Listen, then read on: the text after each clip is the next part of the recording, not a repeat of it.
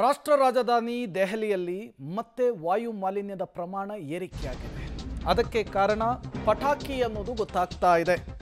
ದೀಪಾವಳಿಯ ಬೆನ್ನಲ್ಲೇ ದೆಹಲಿಯಲ್ಲಿ ಹೆಚ್ಚಾಗಿದೆ ವಾಯು ಮಾಲಿನ್ಯ. ಅತ್ಯಂತ ಕಳಪೆ ಮಟ್ಟಕ್ಕೆ ಗಾಳಿಯ ಗುಣಮಟ್ಟ ಕುಸಿತವಾಗಿದೆ. ದೆಹಲಿಯ 4 ಕೇಂದ್ರಗಳಲ್ಲಿ ಗಾಳಿ ವಿಷಮಯವಾಗಿರುವಂಥದ್ದು.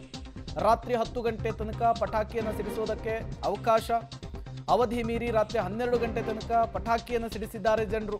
ಈ ಬೆನ್ನಲ್ಲೇ AQI 350ರಿಂದ 400ಕ್ಕೆ ಏರಿಕೆಯಾಗಿದೆ. ದೀಪಾವಳಿಯ ಬೆನ್ನಲ್ಲೇ ದೆಹಲಿಯಲ್ಲಿ ಈ ಗಾಳಿಯ ಗುಣಮಟ್ಟ ಮತ್ತೆ ಕುಸಿತವಾಗಿರುವಂಥದ್ದು.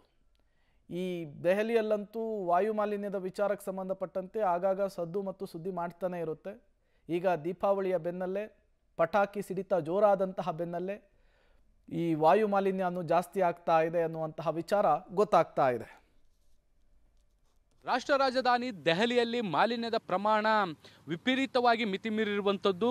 ಕಳೆದ ಒಂದು ದಿನ ಅಂದರೆ ನಿನ್ನೆ ದೀಪಾವಳಿ ಪಟಾಕಿ ಹೊಡೆದಂಥ ಬೆನ್ನಲ್ಲೇ ಈಗ ದೆಹಲಿಯಲ್ಲಿ ವಿಷಕಾರಿ ಗಾಳಿ ಎಲ್ಲ ಕಡೆ ಹರಡಿರುವಂಥದ್ದು. ನಿನ್ನೆ ರಾತ್ರಿಯಿಂದಲೂ ಕೂಡ ದಟ್ಟವಾದಂತಹ ಮಂಜಿನ ರೀತಿಯಲ್ಲಿ ಹೊಗೆ ಆವರಿಸ್ಕೊಂಡಿದೆ. ಜನರು ಉಸಿರಾಡಲಿಕ್ಕೆ ಸಮಸ್ಯೆ ಎದುರಿಸಬಹುದಾದಂಥ ಸನ್ನಿವೇಶಗಳು ನಿರ್ಮಾಣ ಆಗ್ತಾ ಇದ್ದಾವೆ. ಕಳೆದ ಒಂದು ವಾರದಿಂದಲೂ ಕೂಡ ದೀಪಾವಳಿ ಹತ್ತಿರ ಆಗ್ತಾ ಇದ್ದಂತೆ ಸಾಕಷ್ಟು ದೊಡ್ಡ ಪ್ರಮಾಣದಲ್ಲಿ ಮಾಲಿನ್ಯ ದೆಹಲಿಯಲ್ಲಿ ಹೆಚ್ಚಾಗ್ತಾ ಇತ್ತು. ಈಗ ದೀಪಾವಳಿ ಕೂಡ ಆರಂಭ ಆಗಿರುವಂಥದ್ದು. ಜನರು ಪಟಾಕಿ ಹೊಡ್ಲಿಕ್ಕೆ ಕೂಡ ನಿರಂತರವಾಗಿ ಶುರು ಮಾಡಿದ್ದಾರೆ. ಸುಪ್ರೀಂ ಕೋರ್ಟ್ ರಾತ್ರಿ 8 ಗಂಟೆಯಿಂದ 10 ಗಂಟೆವರೆಗೂ ಮಾತ್ರ ಹಸಿರು ಪಟಾಕಿಗಳನ್ನು ಹೊಡಿಬೇಕು ಅಂತ ಹೇಳಿದ್ರು.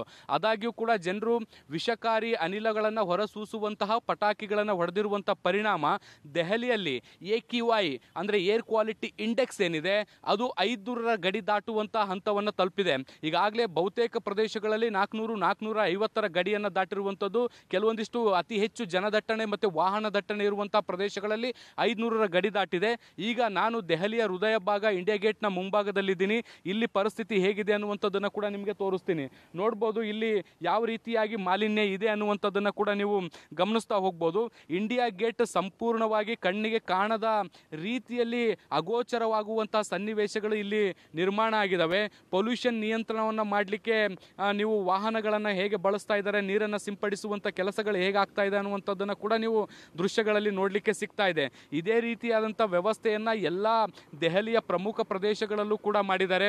ಈ ರೀತಿಯಾದಂತಹ ಟ್ಯಾಂಕರ್ಗಳನ್ನು ಬಳಸಿಕೊಂಡು ಪ್ರಮುಖ ಪ್ರದೇಶಗಳಲ್ಲಿ ನೀರನ್ನು ಸಿಂಪಡಿಸುವಂತಹ ಪ್ರಯತ್ನಗಳನ್ನ ಮಾಡ್ತಿದ್ದಾರೆ.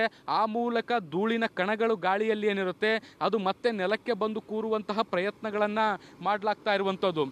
ಭಾಳ ದೊಡ್ಡ ಪ್ರಮಾಣದ ವಿಷಕಾರಿ ಅನಿಲ ಬಿಡುಗಡೆ ಆಗ್ತಾ ಇರುವಂಥದ್ದು ಎಲ್ಲ ಕಡೆಯೂ ಕೂಡ.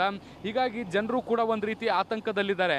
ಮುಖ್ಯವಾಗಿ ಮಹಿಳೆಯರು, ಮಕ್ಕಳು ಮತ್ತು ವೃದ್ಧರೇನಿದ್ದಾರೆ ಉಸಿರಾಟದ ಸಮಸ್ಯೆಯನ್ನು ಕೂಡ ಎದುರಿಸ್ತಾ ಇದ್ದಾರೆ. ನಾನು ನಿಮಗೆ ತೋರಿಸ್ತೀನಿ ಮಾಲಿನ್ಯದ ದಟ್ಟ ಹೇಗಿದೆ, ಅದರ ಕಳಪೆಯ ಗುಣಮಟ್ಟ ಹೇಗಿದೆ ಅನ್ನುವಂಥದ್ದನ್ನು ನೀವು ಮುಂದೆ ದೃಶ್ಯಗಳಲ್ಲೂ ಕೂಡ ಗಮನಿಸ್ಬೋದು. ನಮ್ಮಿಂದ ಸರಿಸುಮಾರು ಒಂದು ಅರ್ಧ ಕಿಲೋಮೀಟರ್ ದೂರದಲ್ಲಿರುವಂತಹ ಇಂಡಿಯಾ ಗೇಟ್ ಕಣ್ಣಿಗೆ ರಾಚದಷ್ಟು ಅಗೋಚರವಾಗಿ ಕಾಣಿಸ್ತಾ ಇರುವಂಥದ್ದು. ಸಾಮಾನ್ಯ ದಿನಗಳಲ್ಲಿ ಬಂದರೆ ಇಲ್ಲಿಂದ ನಿಂತು ನೋಡಿದ್ರೆ ಇಂಡಿಯಾ ಗೇಟ್ ಭಾಳ ಸ್ಪಷ್ಟವಾಗಿ ಕಾಣಿಸುತ್ತೆ. ಕರ್ತವ್ಯ ಪಥ್ ಜನವರಿ 26ಕ್ಕೆ ಭಾಳಷ್ಟು ಪ್ರಾಮುಖ್ಯತೆಯನ್ನು ಪಡ್ಕೊಂಡಿರುವಂತಹ ರಸ್ತೆ ಆಗಿರುವಂಥದ್ದು. ಇಲ್ಲಿಂದ ಇಂಡಿಯಾ ಗೇಟ್ ಭಾಳ ಸ್ಪಷ್ಟವಾಗಿ ಗೋಚರ ಆಗುತ್ತೆ. ಆದರೆ ಈಗ ಮಾಲಿನ್ಯದಿಂದಾಗಿ ಸಂಪೂರ್ಣವಾಗಿ ಅಗೋಚರ ಆಗಿರುವಂಥದ್ದು. ಮತ್ತು ಅದರ ಸುತ್ತಮುತ್ತಲಿನ ಪ್ರದೇಶವನ್ನು ಕೂಡ ನೀವು ಗಮನಿಸ್ಬೋದು ಯಾವ ರೀತಿಯಾಗಿ ದಟ್ಟವಾದಂತಹ ಮಂಜಿನ ರೀತಿಯಲ್ಲಿ ಹೊಗೆ ಆವರಿಸ್ಕೊಂಡಿದೆ ಅನ್ನುವಂಥದ್ದು. ಇದು ಈ ವರ್ಷದ ಸ್ಥಿತಿಗತಿಗಳಲ್ಲ, ಪ್ರತಿ ವರ್ಷವೂ ಕೂಡ ಇದೇ ರೀತಿಯಾದಂಥ ಸನ್ನಿವೇಶಗಳು ನೋಡಲಿಕ್ಕೆ ಸಿಗುತ್ತೆ. ಜನರಿಗೆ ಎಷ್ಟೇ ಜಾಗೃತಿಯನ್ನು ಮೂಡಿಸಿದ್ರೂ ಕೂಡ ಪಟಾಕಿ ಹೊಡೆಯುವಂಥದ್ದನ್ನು ನಿಲ್ಲಿಸ್ತಾ ಇಲ್ಲ. ಕೇವಲ ಪಟಾಕಿ ಒಂದರ ಮಾತ್ರ ಕಾಂಟ್ರಿಬ್ಯೂಷನ್ ಇಲ್ಲ. ಇಲ್ಲಿ ವಾಹನ ದಟ್ಟಣೆ ಆಗಿರ್ಬೋದು, ಕಟ್ಟಡಗಳ ನಿರ್ಮಾಣ ಆಗಿರ್ಬೋದು, ಎಲ್ಲ ಸನ್ನಿವೇಶಗಳು ಸೇರಿ ಇವೆಲ್ಲ ಕಾರಣಗಳು ಸೇರಿ ಮಾಲಿನ್ಯಕ್ಕೆ ಕಾರಣಗಳಾಗಿದ್ದಾವೆ.